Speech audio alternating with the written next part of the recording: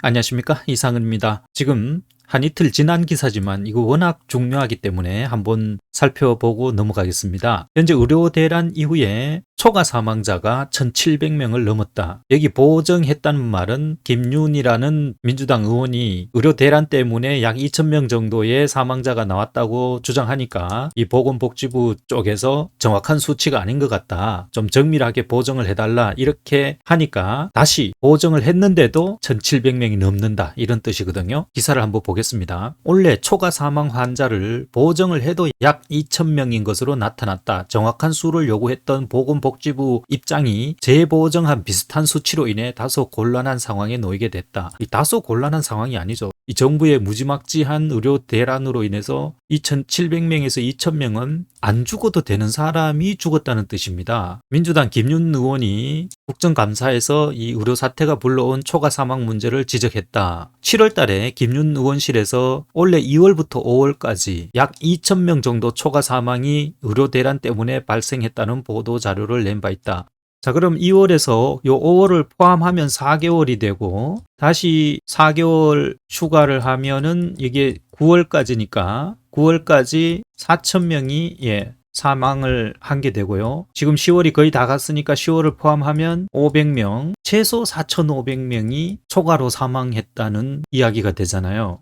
김 의원은 과거 여러 해와 올해 사망자 수, 환자 중증도를 고려해 비교해야 한다는 복지부 의견에 따라 10년치 자료 분석을 통해서 중증도를 BGR이라는 환자 질병군을 이용해 보정해서 계산했더니 1,702명이 초과로 사망했다고 전했다. 이어 이는 앞선 7월 자료와 비슷한 수치였다. 자, 이 부분에 대해서 김 의원이 올해 1월부터 5월까지 중환자실에 입원 환자 사망률을 봤더니 전공의들이 병원을 떠난 이후 2월에서 3월 사망자가 급증한 것으로 나왔다는 거죠. 자, 상급 종합병원은 전공의 공백으로 오히려 환자 진료량이 줄면서 사망자가 2,000명 감소했지만 이 상급 종합 병원에서 진료받아야 할 환자가 종합병원과 병원으로 전원돼서 사망한 환자 수가 4,000명 가까이 늘어났다. 결국 2,000명의 초과 사망이 발생한 것이다. 자, 초과 사망이 많았던 질환을 살펴보면 심부전 및 쇼크, 뇌손상, 악성 종양 등 대부분 응급의료가 제대로 이루어지지 않아 초과 사망한 것으로 파악된다. 의료 대란 이후에 지금 이 시간에도 응급실을 찾지 못해서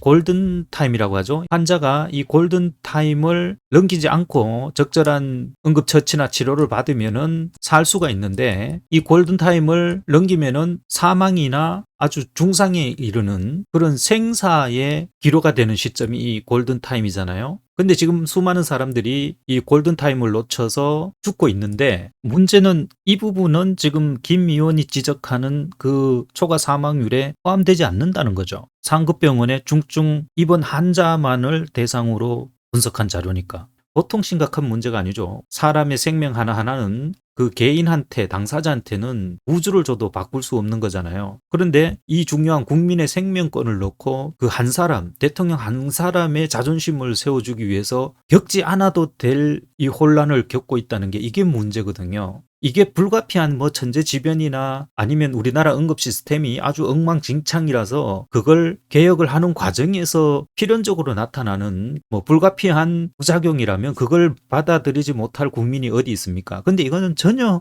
겪지 않아도 될 혼란, 대란, 그리고 죽지 않아도 될 생명이 죽기 때문에 문제라는 거잖아요. 충분히 시간을 두고 천천히 이렇게 진행을 하면은 아무 무리 없이 의사도 만족하고 국민도 만족하고 정부도 만족하는 결과를 이뤄낼 수 있는 상황이었거든요. 그런데 그냥 무조건 2,000명이라는 말도 안 되는 수치를 던져놓고 의료계한테 대화에 나서라 이러면 이게 대화가 됩니까? 여야 의정 협의체인가 여기 들어오라는 것도 이런 근본적인 것은 양보 못하겠다. 2,000명도 양보 못하고 내년도 수시 모집으로 증원한 의대 정원도 양보 못하고 아무것도 양보 못할 테니까 들어와서 얘기하자. 그러니까 이 정부가 이 책임을 의료계에 떠넘기고 자기들은 발뺌하는 그 과정에서 여야정 협의체를 운영하겠다는 거잖아요.